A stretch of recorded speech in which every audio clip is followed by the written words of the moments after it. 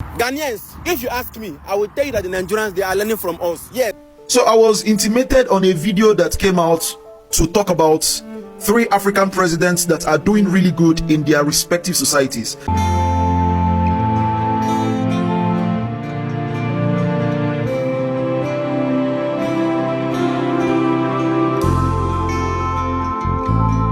As a Nigerian who have lived in Nigeria almost all my life, there are certain things I've come to realize about Nigeria.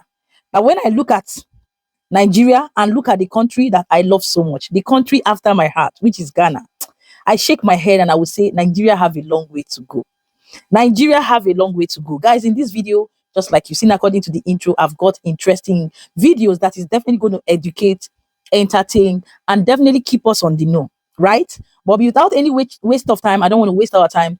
I need you to hit on the like button, share this video at the end of the day if you find it quite interesting, and stay subscribed. Highlights of this video is definitely going to be between the mineral resources of Ghana and the current situation of Dangote. Yes, I'm going to watch this video to the end. Like I said, like, share, and stay subscribed. Tell me what you think about all the postulations and just reactions on this video. And at the end of the day, we'll talk. Let's watch. Ghanaians, if you ask me, I will tell you that the Nigerians, they are learning from us. Yes, you know, Nigerians, they are learning from us. We all know that Ghana got their independence 3 years before Nigeria got their own independence. But if you see this way today here, this is the capital city of Nigeria, Abuja. I came here to prove something, you understand? You see this thing? We have similar thing in Ghana. Ghana built their own before Nigeria, and Nigeria come around and go build their own. You know, they see, there's a 100% chance, not even 100% chance, Nigeria, they learn from Ghana. They learn from Ghana. If you go to the capital city of Ghana, Accra, you will see something like this. You understand? The day the Ghana got the independence, over there, you will see the Blaster Square and you will see the stadium. Nigeria come run, go back, go build their stadium. I don't know if you can see one white building. Now Nigerian stadium be that. They are learning from Ghana. They learn from Ghana. Not anybody want to tell me. I'm currently in the capital city of Nigeria, Abuja. See, 9BDs. You can see. You are welcome. You are welcome to Nigeria. That means Nigeria, they learn from Ghana because Ghana got their independence 3 years before Nigeria. But they can't follow Ghana, go build their own. You know, they see, see, Nigerians, I'm currently in the capital city. I want people to come show me fine places where they for this Abuja. That make me come. Where off another BA? Off another BA. Black coffee. Camera, come on, this is for my front. I don't verse. At the 2025 Ghana International Bank Converge Conference in London, Dr. Zakari Mumuni, first Deputy Governor of the Bank of Ghana, delivered a striking message. His keynote title was Rethinking Commodity Finance for Growth, and it revealed a paradox. Ghana is Africa's top gold producer and among world's 10 largest, yet nearly all its gold is shipped abroad unrefined. This, he said, is costing the nation billions in lost revenue. Today, almost 100% of Ghana's gold leaves the country in raw form. Only a few refineries operate locally. The Royal Ghana Gold Refinery in Accra is a joint venture launched in the year 2024. It can handle about 400 kilograms of gold per day. The Gold Coast Refinery, built in the year 2016, processes roughly 180 tons per year, or about 480 kilograms daily. And the Sahara Royal Gold Refinery, opened in 2015, can process up to 600 kilograms a day across 3 shifts, and some small private mills add some capacity. But compared to Ghana's production, which is more than 110 tons in 2023, the local refining total is tiny. In practice, almost all Ghana's gold is exported as semi-processed or dory bars. The result is Ghana is missing out on higher export prices, industrial jobs, and supply chain transparency that refined gold brings. Dr. Mumuni's message was clear. This imbalance must change. With the right financing, such as loans or incentives, Ghana can build the infrastructure to refine most of its gold locally. The aim is to sell finished bullion or even jewelry, keeping more profits and jobs at home. According to the Vice President, refining at home allows the country to sell at the appropriate price, retain value, and create thousands of jobs. The Bank of Ghana's plan is ambitious. It includes boosting export revenues, strengthening foreign reserves, and positioning Ghana as a refining hub for West Africa. To support this vision, the central bank has launched bold gold-backed programs. The domestic domestic gold purchasing program, started in 2021, buys gold directly from local miners. Newmont Ghana has indicated its commitment to partnering the government to drive improvements in the country's economic programs. This follows successful sale of 3,500 ounces of gold to the Bank of Ghana in its first ever domestic gold purchasing program launched in June 2021. In 2022, the Good for Oil initiative also began, using gold to pay for imported fuel. The credit for all this goes directly to the former Vice President of Ghana, Dr. Mahmoud Bawumia. A major source of cedi depreciation has been the demand for foreign exchange to finance the import of oil products. In fact, our import of oil products is around $3 billion annually. Persistent cedi depreciation increases the cost of living with higher prices for fuel, transportation, utilities, food, and so on. Many governments, including ours, are facing a very difficult economic crisis that requires solutions that must come out of the box. How do we stop the depreciation? How do we stop the persistent increases in the prices of fuel and utility? We have been thinking about this long and hard. When you think about it, ladies and gentlemen, the challenge that we face is a limited access to foreign exchange, as our foreign exchange reserves have depleted and the demand has not fallen, but the demand has been relatively steady for that lower foreign exchange reserves. And so the demand exceeds the supply, and then you have depreciation. So the thinking that we said, okay, how do we get in more foreign exchange reserves for the country to be able to stem this gap between the demand and the supply? One of the things that occurred to us and to me was, why aren't we able to accumulate reserves in terms of gold? We have focused on accumulating reserves over the years in terms of US dollars and other currencies. But gold is a foreign exchange reserve. And the unique feature of gold is that we are endowed with gold. We produce gold in Ghana, which means you don't have to export gold to earn that foreign exchange. You have to export cocoa, you have to export timber and other goods, foods and so on, to earn the foreign exchange. With gold, immediately you dig it up, it is foreign exchange. So you are essentially digging up foreign exchange.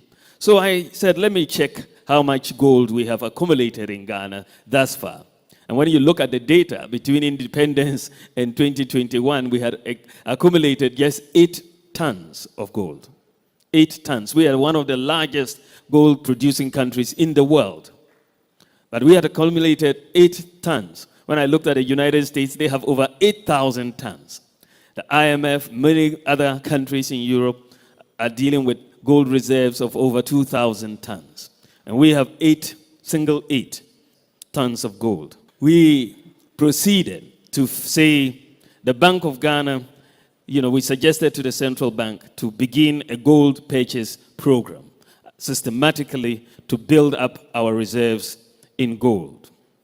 And the gold program started last year, and it is proceeding quite well. But to address this fundamental challenge that we all face of the persistent depreciation and its impact on fuel, in utility prices, food, and so on, government has opted to implement a policy of using our gold to buy oil products. That is something new, and it is the barter of sustainably mined gold for oil. And this is one of the most important economic policy changes in Ghana since independence. These measures transformed Ghana's reserves. In 2021, the Bank of Ghana held just 8.7 tons of gold. By 2025, that number had risen to over 34 tons. In total, the bank has purchased about 146 tons of gold, sold roughly 87 tons to raise foreign currency, and used over 27 tons to pay for nearly 2 million tons of petroleum. Officials credit this with stabilizing the cedi, improving investor confidence, and even helping Ghana's credit rating. Other countries have shown how strategic refining can reshape an economy. Switzerland processes up to 70% of the world's gold each year, exporting billions of dollars worth of bullion. China is the world's largest gold consumer, refines most of its output domestically, capturing value and growing its reserves. And Dubai in the UAE has become a top global gold trading hub, with gold making up to a fifth of its non-oil exports. Ghana's leadership wants to follow these examples, becoming a regional hub for refining. This could mean processing gold from neighboring countries, just as Ghana has already discussed doing for cocoa. By refining traceable, certified bullion, the country could tap into rising demand for responsibly sourced gold and attract more investments. The path forward is not without obstacle. Attracting investors for new refinery will require proof that they can operate profitably. Winning the trust of small-scale miners is also a key, as they provide about a third of Ghana's gold. Clear, transparent buying rules will be essential. International certification is another headache. To sell into major markets like London or New York, Ghanaian refineries must meet strict standards such as LBMA accreditation and responsible sourcing certification. For Dr. Mumuni, this is more than refining gold. It's about economic sovereignty. By moving up the value chain from exporting raw resources to selling finished products, Ghana can keep more of the wealth it digs from its soil. If the strategy succeeds, the country could transform itself into the gold refining hub in West Africa or Africa at large, creating jobs, earning higher revenue, and securing its place in the global gold market. And that is all for today's episode. Don't say Dangote truck, eat Tina's sister. The courage, the girl go hospital, amputated her leg. Now she went online, called the para. I don't do a lot of things. People don't react, say Dangote trucks don't kill many people for Nigeria. So what did they go on? Like this woman. This one why they talk, so I know they cap Dangote. Because me, right now, I get case for station where Dangote, they never even come out. Like this guy. If you've driven in Ogun State or you've driven in Edo State and you've had to share the road with a Dangote truck, you've had to fear for your life at least once in your life. Go play all those videos later. Let me see what really happened before we continue. Okay? They told us August 13, 2025. This guy named the route Otabo. Now inside Auchi Edo State, now this accident happened. Close to Auchi Polytechnic. And the girl, they thought say just recently graduated from this school. The sister of Tina, whose name is Ijoma Josephina Otabo. As you can see, she had graduated from the institution, that is Auchi Polytechnic, just 6 days before this issue. Let me continue. They thought say they carry her for Okada. Okay, as they drive 9 Dangote truck, just crushed them. This particular truck was driven by an underage driver or licensed driver. No get license. Go get the picture from this woman's talk. Just wait first. The impact crushed her leg. You see, doctor amputated one leg at Irua Specialist Teaching Hospital after this accident. They can't say her other leg. If case not take it, then he still cut down. Aside the legs, she sustained injuries to her head. She also sustained injuries to her hand. The Okada man will carry on. They say that one day critical condition. Now so Fina took to social media for the para.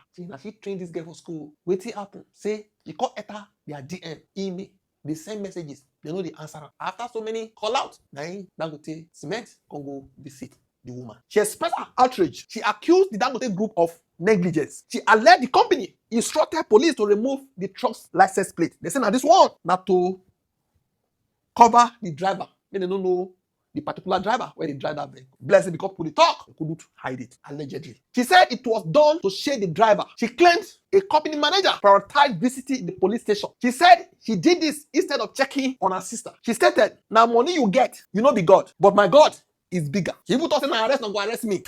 I don't do a lot of things because I go sit down, I'll say no. My sister is in school. I have sisters in school. I don't do baby girl lifestyle. People think I have a lot of reasons because I go sit down, I know where I'm coming from. I've been hustling all my life. I've been struggling all my life. My younger ones, I finished from school. I saw myself through school and made sure my younger ones went to school. My sister can't graduate. Dangote trailer crush up. He continue in journey. Like I say, in jam goats. If you miss a Dangote trailer, don't they keep people before? Dangote don't buy markets. That's what I have to say. Because I don't know what that fucking manager is doing at the court instead of the hospital. My sister's leg right now, the other leg, we're currently deciding what to do because Dangote, my sister has been damaged for life. And I cannot carry it alone. I was already happy that my sister, the last person, is done. And now I'll have time for myself. I was already saying I'll finally have time for myself. I'll finally use my money to enjoy. I'll finally enjoy myself and enjoy my money because the last person that I was sorting is done. Now they carry another one from head. This is a cripple for life. Both legs. Her head, her right hand, one leg is gone. Her head is bandaged, hands bandaged. One leg is gone totally. The second leg said they say they go combat them because they are not sure. They're not sure. Until now, they've not even said anything. What me I'm saying now is Dangote, if you say it goes, I don't do online rants. And they show workings. It's not even possible. Me, and they show work. I'm not a rich kid. I was not born with a silver spoon, Baba. I suffer. I don't suffer. I see shege. Another reason why I've not given up in life is because of my younger ones. I'm the first child.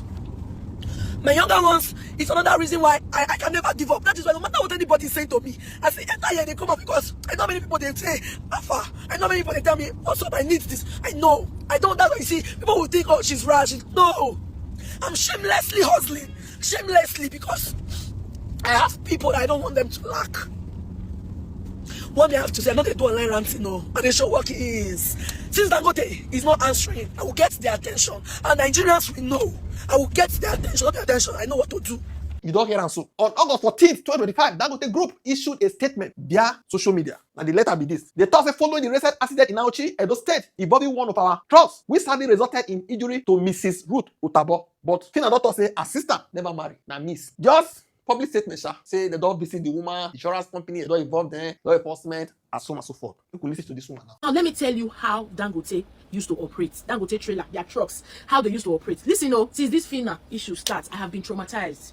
Because I've had a similar case like this. Now, for us who come from South, they're not finished for South. You be like saying that South, now their customers day. Now let me tell you how they operate. If you see a Dangote trailer, a Dangote truck, a driver, they are usually very small. If you see them, they're not the mature, they're not the carry mature people. Now small boys from North, we don't ride Okada, tire, they'll come migrate into trailer with no training.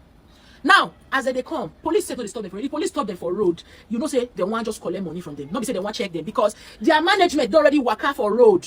They don't already they even compensate police. Every police within that area, they compensate them. Now, if Dangote trailer, if he hits somebody, if he engage for any accident, whether human life, whether an object, whether property, once they engage, their first rule now run. Their first rule now run. If you run, eventually police will carry that truck, go their police station. I know this one they talk, I know they cap Dangote. Because me, right now, I get case for station where Dangote, they never even come out. But this thing don't say the driver for this thing, like case, no go show up. Now, once you run, the truck will be recovered. Anything where make police go there, go carry that truck, go police station. They get management where they come consult that truck with police, they go carry and come out. But the thing is, first of all, as you see, as that thing happen, the driver must run. Why? Maybe not to save your life. Because if they catch you, they may not kill you, or maybe they can't do anything. But first of all, you must run, leave that truck. They will compensate it. Once you reach office, they'll give you another truck. And a lot of people when they hear this thing, no. You know how many people Dangote don't kill? You know how many cars Dangote don't have? You know how many houses Dangote don't break? Today, you will never see them. They will not come out. Police go bend you, you say you go tire. Thank God say that they drive this Dangote. What are you saying? Compensate waiting for somebody where leg don't go. For somebody where leg don't go. You know how many people? A friend of mine died through Dangote truck. Who will kill Dangote? Dangote. Don't worry. All these sicknesses, all these trucks, all these people who are the key. So all of them together. So you don't get on one to go scot free. You might see him. You don't hear so. Look, we listen to this guy. If we have a population commission that works, a population commission that is data conscious, it's going to shock you the number of deaths that Dangote and his trucks are complicit in. But you know the people it's not going to shock. It's not going to shock someone like me who lived most of his formative years in Ogun State and had to witness Dangote trucks kill an average of 2-3 persons per month. And this is me keeping the numbers very low. In hotspots like Ota, hotspots like Ilaro, when Dangote truck connects through Ota, connects through Ilaro, Ibeshi Road. It's not going to shock people like us that live in Ogun State. It's not going to shock people who live in Auchi in those states, the number of deaths that Dangote trucks has been complicit in. It's not going to shock people who lived and live in Kogi State. Mostly some of the states that involves high highways that have to connect through state to state and connecting federal highways. It's unfortunate that it's in 2025 that we're still having this conversation. When I say we, I'm saying myself and my family, we moved to Ogun State in 2001, 2002, and give or take, that's around 23 years ago, if I'm not mistaken. So I cannot estimate how long those deaths have been occurring before we move there. But if I stayed there for the average of a decade and those deaths occurred every single month, imagine the places across the country where those deaths are occurring. And in 2025, we're still having a conversation. It means that it's a conversation that has to break the internet. Something has to be done. The government is complicit. We keep purporting the notion that no one is bigger than the government, no one is bigger than the law. But that's not the case. Dangote and his trucks are not regulated. I don't want to use their broad comparison just from the get-go. If we check within Africa, in countries like South Africa, there are strong regulations in respect to how trucks operate. I've not lived there, but I'm going to speak from the bird's eye view as somebody who has lived in Europe for the better part of the last 5 years. There are strong regulations. There are general safety regulations that when you buy a truck, whether as a business or as an individual, if you're going to drive that truck commercially, your truck has to be fitted with devices like the tachograph. It measures the velocity, measures your speed, measures the time traveled. It confirms that the driver takes a 45 minutes break every 4 hours of travel. It confirms that drivers do not drive beyond 9 hours per day. It confirms that in certain countries, drivers cannot drive on weekends. Drivers cannot drive on public holidays. Drivers cannot drive on special holidays. If you drive heavy-duty trucks, you cannot drive a truck that weighs beyond 40 tons. You cannot drive trucks that weigh beyond 40 tons. Have you seen the weight of Dangote trucks when they are fully loaded with cement? Some of these drivers drive long hours. They drive a day non-stop, 2 days non-stop, 3 days non-stop. Take some time and have conversations with these drivers. It's a cultural problem. Dangote and his company needs to check what their internal safety regulations are, if they care. The Nigerian government needs to confirm what the safety regulations are for Dangote and his trucks. How many hours do your drivers drive? What is the maximum capacity your driver can load through? If you've driven in Ogun State or you've driven in Edo State and you've had to share the road with a Dangote truck, you've had to fear for your life at least once in your life. You've had to fear because they intimidate you out of the road. They speed with that kind of size, with that kind of weight travel. They speed through this road. They intimidate you out of the road. They block the road. And these are drivers whose driving skills, whose driving rationality have been impacted by long driving hours. So the grievance is simple. For every single time your truck impacts a family, kills a child, leads to the amputation of someone's leg, you cannot keep giving reparations. How do we stop this from happening? How do we effect proper prevention measures? How does the government make sure that these trucks are regulated? There is a pattern. We're saying patterns that have gone through the last 1 decade, 2 decades. Nothing has changed. There is no other country that can happen. How does the government ensure that this guy, Dangote, and his truck and his business, they are subjected to regulations? They are subjected to strict safety regulations. How do we ensure that we don't get to share the road? We don't get to share public roads with trucks. How do we keep their travel time to a specific number of hours per day? How do we make sure that these companies are constantly, not just Dangote, heavy-duty trucks, they are constantly within the ambit of general safety regulations? What are the intermittent checks that the government goes to do? How do we vet what the hiring procedure looks like for the drivers? What is the age limit? What is their driving skill? How do you pick them? How do you vet them psychologically? How do you vet them mentally? What are the assessments you put them through? These are people, not animals, not chicken, not dogs. Even in countries like Europe, even in countries in Europe, there are regulations that ensure the safety of animals. Regulations that ensure the safety of dogs, of cats.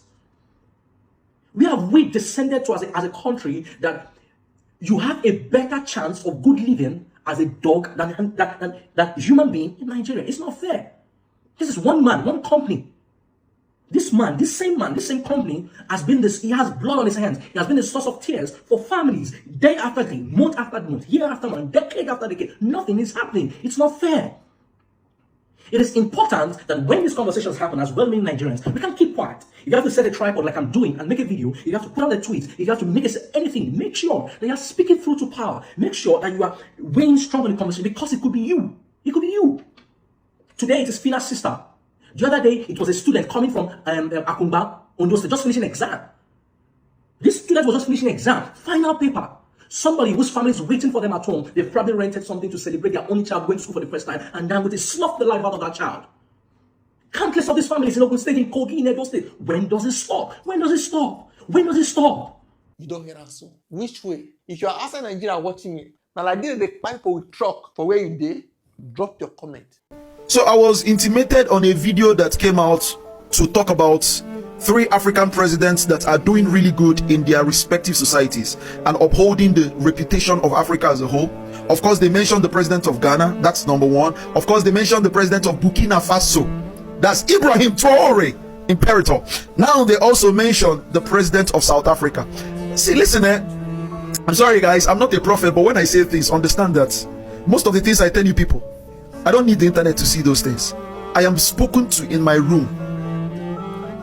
Let me put it this way, and I don't want to sound spiritual. God talks to me. God talks to me. I'm not a righteous person, but God talks to me. How does God talk to you? Let me deviate a little bit. God talks to everybody. You don't have to be special. No one is special. God even talks to you.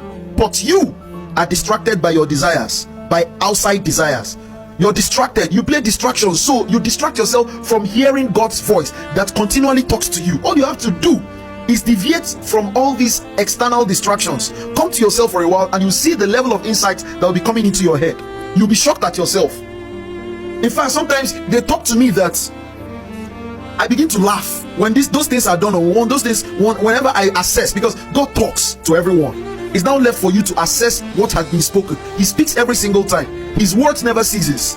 Do you understand? It's now left for you to assess those speeches, to assess the realm where you can always download those speeches. So the moment I find myself assessing certain things, I begin to laugh like a madman.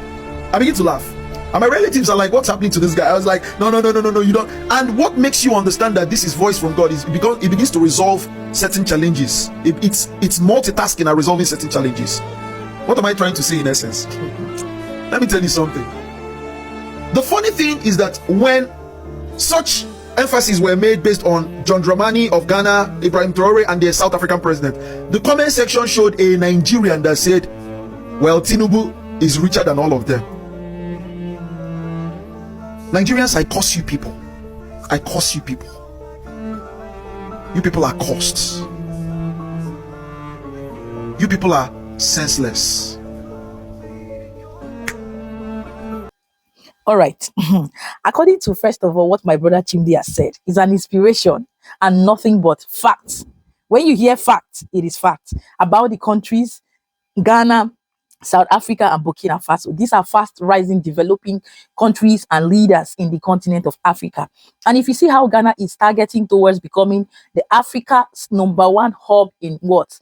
Gold preservation and what? Building of their gold bank as mineral resources will tell you a lot based on what it was before and now.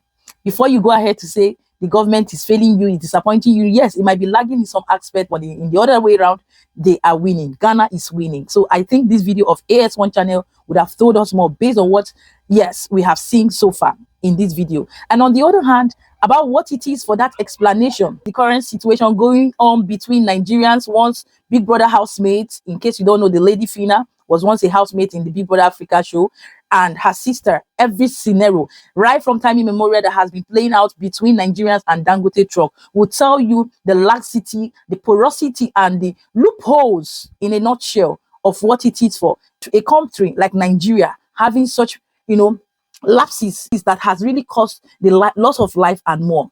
And when you hear what my brother Kofi actually said, will tell you that Nigerians are learning a lot from Ghana, and they still have a lot to learn from Ghana if they will humble themselves and learn, other than wagging their mouth all over the internet. You see, when person don't pass you, person pass you. When people are big, they are big. They don't need to scream. They don't need to make noise. That is whom Ghanaians are.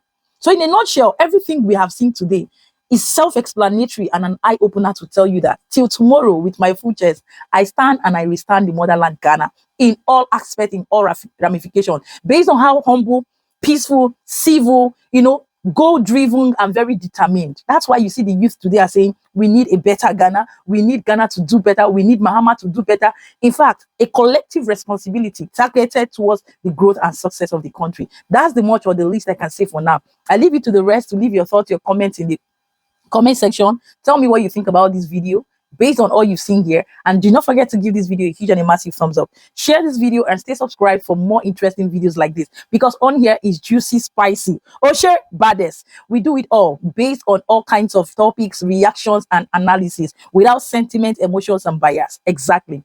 And don't make this your last, because I would love to have you permanently here. We are not perfect, but at the end of the day, we try to make our way towards perfection by shunning crime, corruption, criminality, and all the rest, and being the best version of ourselves as citizens from different countries, especially my dear beloved Ghana and Nigeria. Yes, exactly, guys. And with that, I would say we've come to the end of this episode. Keeping it real, happy, safe, and blessed until I heard your one and only Chief Vic Inspirations, aka the ambassador of the motherland Ghana. Oshe baddest. If you don't like it, hug the transformer. All right, I will see you in my next one. Kisses. Mwah.